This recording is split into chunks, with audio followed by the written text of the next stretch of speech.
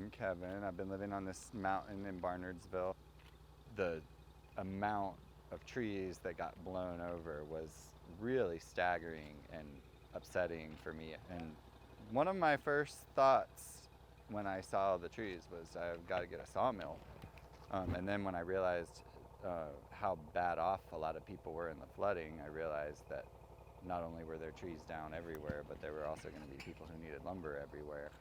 I put up this GoFundMe and put it out to my family and friends on Facebook, and had a really good response. And the Wild Abundance Disaster Fund kicked in to kind of push me over the edge, and I'm also hoping that some of this wood is going to get used for some of the building projects of the Wild Abundance Disaster Fund as well.